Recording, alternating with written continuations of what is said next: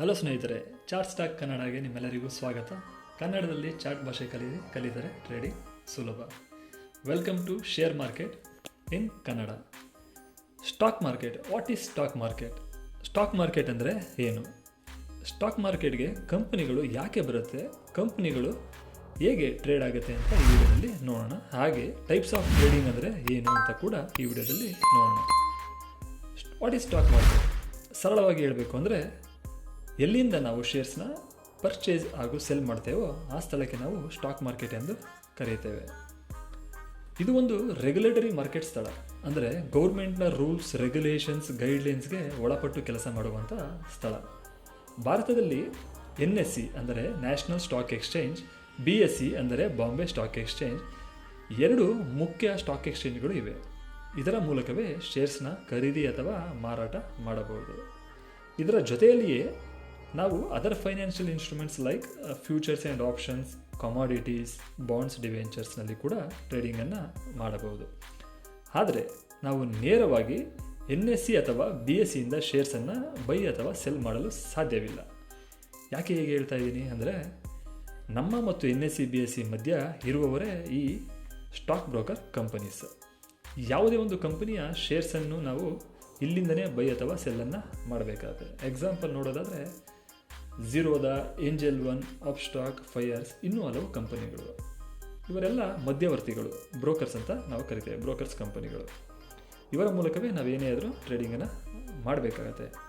ಆದರೆ ಈಗ ಇಷ್ಟನ್ನು ಕಂಟ್ರೋಲ್ ಮಾಡೋದಕ್ಕೆ NSE, BSE, stock broker companies, customers ಇಷ್ಟರನ್ನು ಕಂಟ್ರೋಲ್ ಮಾಡೋದಕ್ಕೆ ಒಂದು ಸೆಟ್ ಆಫ್ ರೂಲ್ಸ್, ಗೈಡ್ಲೈನ್ಸ್ ಎಲ್ಲ ಬೇಕಲ್ಲ, ಉಸ್ತುವಾರಿ ಮಾಡೋದಕ್ಕೆ ಒಬ್ಬರು ಬೇಕಲ್ಲ, ಅವರೇ SEBI, security exchange board of India. ಈ ಸಂಸ್ಥೆ ministry of finance, government of India under ಬರುತ್ತೆ. SEBI ಸೆಕ್ಯೂರಿಟೀಸ್ ಹಾಗೂ ಕಮಾಡಿಟಿ ಮಾರ್ಕೆಟ್ ಎರಡನ್ನೂ ಕೂಡ ನೋಡಿಕೊಳ್ಳುತ್ತೆ. ಸೆಕ್ಯೂರಿಟಿ ಮಾರ್ಕೆಟ್ ಅಂದರೆ ನಿಮ್ಗೆ ಹೇಳಿದಾಗೆ ಸ್ಟಾಕ್ಸ್, ಬಾಂಡ್ಸ್, ಡಿರೈವೇಟಿವ್ಸ್. ಕಮಾಡಿಟೀಸ್ ಅಂದರೆ oil, gold, silver, copper, natural gas.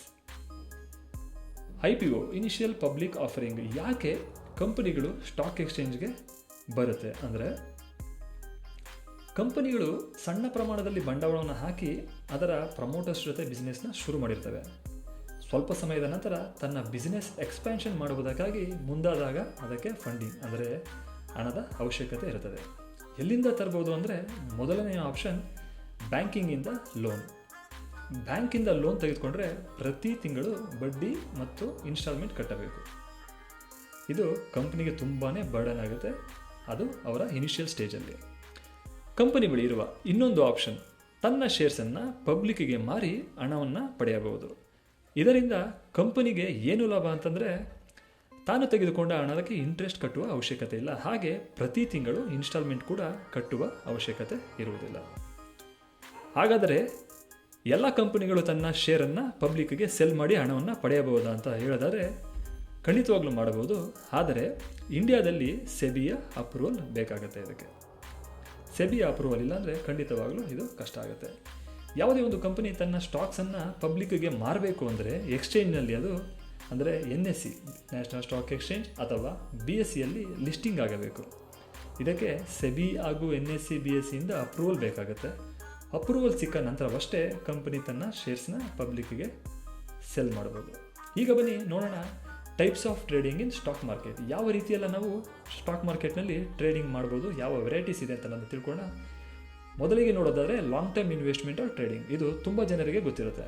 Long term trading or investment ಅಂದರೆ, ಯಾವುದೇ ಒಂದು ಕಂಪನಿಯ ಶೇರ್ಸನ್ನು ನೀವು ಖರೀದಿಸಿದರೆ 3 ವರ್ಷ ಅಥವಾ 5 ವರ್ಷ, 10 ವರ್ಷ, 15 ವರ್ಷ ತುಂಬ ಲಾಂಗ್ ರನ್ನಲ್ಲಿ ಯೋಚನೆ ಮಾಡಿ ಬೈ ಮಾಡೋದನ್ನು ನಾವು ಲಾಂಗ್ ಟರ್ಮ್ ಇನ್ವೆಸ್ಟ್ಮೆಂಟ್ ಅಂತ ನಾವು ಕರಿತೇವೆ. ಈ ಲಾಂಗ್ ಟರ್ಮ್ ಇನ್ವೆಸ್ಟ್ಮೆಂಟ್ಗೆ ಭಾರತದಲ್ಲಿ ತುಂಬ ಫೇಮಸ್ ಆದಂತಹ ವ್ಯಕ್ತಿ ರಾಕೇಶ್ ಜುಂಜುನ್ವಾಲಾ. ರಾಕೇಶ್ ಜುಂಜುನ್ವಾಲಾರನ್ನ big bull of Indian market ಅಂತ ಕೂಡ ಕರೀತಾರೆ. ಹಾಗೆ Warren Buffett, Indian Warren Buffett ಅಂತ ಕೂಡ ಕೂಗ್ತಾರೆ. ಅವರು ಈಗ ಸ್ವಲ್ಪ ಸಮಯದ ಹಿಂದೆ ಅಷ್ಟೇ ನಿಧನರಾಗಿದ್ದಾರೆ. ವಾರೆನ್ ಬಫೆಟ್ ಯಾರು ಅಂತ ನೀವು ಕೇಳೋದಾದರೆ, ವಾರೆನ್ ಬಫೆಟ್ ಪ್ರಪಂಚದಲ್ಲೇ ಒಬ್ಬ ಶ್ರೇಷ್ಠ ಹೂಡಿಕೆದಾರ. ಲಾಂಗ್ ಟರ್ಮ್ ಇನ್ವೆಸ್ಟ್ಮೆಂಟಲ್ಲಿ ಪ್ರಪಂಚದಲ್ಲಿ ತುಂಬ ಹೆಸರುವಾಸಿ ಮಾಡಿರುವಂಥ, ಆಗ ಹಣ ಗಳಿಸಿರುವಂಥ ಹೂಡಿಕೆದಾರವೇ ವಾರೆನ್ ಬಫೆಟ್. ಎರಡನೇದನ್ನು ನೋಡೋದಾದರೆ ಸ್ವಿಂಗ್ ಆರ್ ಪೊಸಿಷನಲ್ ಟ್ರೇಡಿಂಗ್. ಇದನ್ನು ಶಾರ್ಟ್ ಟರ್ಮ್ ಟ್ರೇಡಿಂಗ್ ಅಂತ ಕೂಡ ನಾವು ಕರಿತೇವೆ. ಸ್ವಿಂಗ್ ಆರ್ ಪೊಸಿಷನ್ ಟ್ರೇಡಿಂಗ್ ತುಂಬ ಜನ ಈಗಿನ ಇದರಲ್ಲಿ ಯೂಸ್ ಮಾಡ್ತಾರೆ. ಯಾರಂದರೆ ಕೆಲಸಕ್ಕೆ ಹೋಗುವವರು, ಅವರು ಯಾವಾಗಲೂ ಸ್ಕ್ರೀನ್ನ ನೋಡೋ ಅವಶ್ಯಕತೆ ಇರುವುದಿಲ್ಲ. ಸ್ವಿಂಗ್ ಟ್ರೇಡಿಂಗ್ ಅಂದರೆ ನೀವು ಯಾವುದೇ ಒಂದು ಸ್ಟಾಕ್ಸನ್ನು 2 ಅಥವಾ ಅದರ ಮೇಲ್ಪಟ್ಟ ಒಂದು ವಾರ, 1 ತಿಂಗಳು, 6 ತಿಂಗಳು ಕೂಡ ಆಗಿರ್ಬೋದು ಬೈ ಮಾಡಿ ನಂತರದಲ್ಲಿ 6 ತಿಂಗಳ ನಂತರ, ವಾರದ ನಂತರ ಸೆಲ್ ಮಾಡುವುದಕ್ಕೆ ನಾವು swing trading or position trading ಅಂತ ಕರಿತೀವಿ. ತುಂಬ ದಿನ ಇದರಲ್ಲೂ ಕೂಡ ವೆರೈಟೀಸ್ ಇದೆ, ತುಂಬ ಜನ ಇದನ್ನು ಬಳಸ್ತಾರೆ. ಇನ್ನು ನೀವು ನೋಡೋದಾದರೆ ಮೂರನೇದು futures and option trading. Futures and option trading ಸ್ನೇಹಿತರೆ ಇದೊಂದು ಸ್ವಲ್ಪ tricky subject. Futures and options ಇನ್ನು ಡೀಪಾಗಿ ಹೋಗಬೇಕಾಗತ್ತೆ. ನಾನು ನಿಮಗೆ ಸರಳ ಭಾಷೆಯಲ್ಲಿ ಹೇಳೋದಾದರೆ ಲಾಂಗ್ ಟರ್ಮ್ ಇನ್ವೆಸ್ಟ್ಮೆಂಟಲ್ಲಿ ನೀವು ಯಾವುದೇ ಒಂದು ಶೇರ್ಸನ್ನು, ಎಕ್ಸಾಂಪಲ್ ರಿಲಯನ್ಸ್ ಈಗ ಒಂದು ಶೇರಿನ ಬೆಲೆ 2600 ರೂಪಾಯಿ ಇದೆ. ನೀವು ಒಂದು ರಿಲಯನ್ಸ್ನ ಒಂದು ಶೇರ್ನ ನೀವು ಬೈ ಮಾಡಬೇಕು ಅನ್ನೋದಾದರೆ ಲಾಂಗ್ ಟರ್ಮಲ್ಲಿ ಅಥವಾ ಇನ್ವೆಸ್ಟ್ಮೆಂಟಲ್ಲಿ ನಿಮ್ಮ ಬಳಿ 2600 ರೂಪಾಯಿ ಇದ್ದರೆ ಸಾಕು. ಅದೇ ಸ್ಟಾಕನ್ನು ನೀವು ಫ್ಯೂಚರ್ಸ್ ಆ್ಯಂಡ್ ಆಪ್ಷನ್ಸಲ್ಲಿ ಬೈ ಮಾಡಬೇಕಂದ್ರೆ 1 ಅಥವಾ 2 ಸ್ಟಾಕ್ಸ್ನ ನೀವು ಬೈ ಮಾಡಲು ಸಾಧ್ಯವಿಲ್ಲ. ಯಾಕೆಂದರೆ ಅದಕ್ಕೆ ಪರ್ಟಿಕ್ಯುಲರ್ಲಿ ಒಂದು ಲಾಟ್ ಸೈಜ್ ಅಂತ ಫಿಕ್ಸ್ ಮಾಡಿರ್ತಾರೆ. ಆ ಲಾಟ್ ಸೈಜ್ ಏನಿರುತ್ತೆ ಅದನ್ನೇ ನೀವು ಬೈ ಮಾಡಬೇಕಾಗುತ್ತೆ. Example 250 quantities. ಇದರಲ್ಲಿ ನೀವು ಫ್ಯೂಚರ್ಸಲ್ಲಿ ಟ್ರೇಡ್ ಮಾಡಬೇಕು ಅಂದರೆ 250 ಕ್ವಾಂಟಿಟೀಸಿನ ರಿಲಯನ್ಸ್ ಕ್ವಾಂಟಿಟಿ ತೆಗೆದುಕೊಳ್ಳಲೇಬೇಕಾಗುತ್ತೆ. ಇಲ್ಲ ಅಂದರೆ ನೀವು ಅದನ್ನು ಟ್ರೇಡ್ ಮಾಡೋದಕ್ಕೆ ಆಗೋದಿಲ್ಲ. ಮುಂದಿನ ವಿಡಿಯೋದಲ್ಲಿ ಫ್ಯೂಚರ್ಸ್ ಆ್ಯಂಡ್ ಆಪ್ಷನ್ಸ್ ಬಗ್ಗೆ ನಾನು ನಿಮಗೆ ತಿಳಿಸ್ಕೊಡ್ತೀನಿ. 4ನೇದು ಬರೋದಾದರೆ day trading or intraday trading. ಇದು ಎಲ್ಲರಿಗೂ ಸಾಮಾನ್ಯವಾಗಿ ತಿಳಿದಿರುತ್ತೆ. ಯಾಕೆಂದರೆ ತುಂಬ ಜನ ಅಟ್ರಾಕ್ಟ್ ಆಗೋದು day trading or intraday trading. ಯಾಕೆ ಅಂತ ಕೇಳೋದಾದರೆ ಬೇಗನೆ ಲಾಭ ಮಾಡ್ಬೋದು ಅನ್ನೋ ಉದ್ದೇಶದಿಂದ ತುಂಬ ಜನ day trading or intraday trading ಮಾಡ್ತಾರೆ. ಆದರೆ ಅವರಿಗೆ ಗೊತ್ತಿರೋದ ಇನ್ನೊಂದು ವಿಷಯ ಏನಂದರೆ ಡೇ ಟ್ರೇಡಿಂಗ್ ಆರ್ ಇಂಟ್ರಾಡೇ ಟ್ರೇಡಿಂಗಲ್ಲಿ ತುಂಬಾ ದುಡ್ಡು ಕಳೆದುಕೊಂಡವರು ಕೂಡ ಇದ್ದಾರೆ. ಇದಕ್ಕೆ ಮಾರ್ಕೆಟ್ ಬಗ್ಗೆ ಸರಿಯಾಗಿ ತಿಳ್ಕೊಳ್ಳದೆ, ಟೆಕ್ನಿಕಲ್ಸ್ ಬಗ್ಗೆ ತಿಳ್ಕೊಳ್ಳದೆ, ರಿಸ್ಕ್ ಟು ರಿವಾರ್ಡ್ ರೇಷಿಯೋ ಬಗ್ಗೆ ತಿಳ್ಕೊಳ್ಳದೆ ಏನಾದರೂ ಟ್ರೇಡ್ ಮಾಡಲು ಶುರು ಮಾಡಿದರೆ ನಷ್ಟವಂತೂ ಕಟ್ಟಿಟ್ಟ ವೃತ್ತಿ. ಸೊ ಡೇ ಟ್ರೇಡಿಂಗ್ ಅಂದರೆ ಏನು ಅಂತ ನೋಡೋದಾದರೆ ಮಾರ್ಕೆಟ್ ಬೆಳಿಗ್ಗೆ 9:15ಕ್ಕೆ ಓಪನ್ ಆದರೆ 3:30ಕ್ಕೆ ಕ್ಲೋಸ್ ಆಗುತ್ತೆ. ಯಾವುದೇ ಒಂದು ಸ್ಟಾಕನ್ನು ನೀವು 9:15 ಅಥವಾ 9:20 ಆ ಸಮಯದಲ್ಲಿ ಬೈ ಮಾಡಿ ಸೇಮ್ ಡೇ 3:30 ಒಳಗಡೆ ನೀವು ಅದನ್ನು ಕ್ಲೋಸ್ ಮಾಡಿದರೆ ಅದನ್ನು ನಾವು ಡೇ ಟ್ರೇಡಿಂಗ್ ಅಂತ ಕರೀತೇವೆ.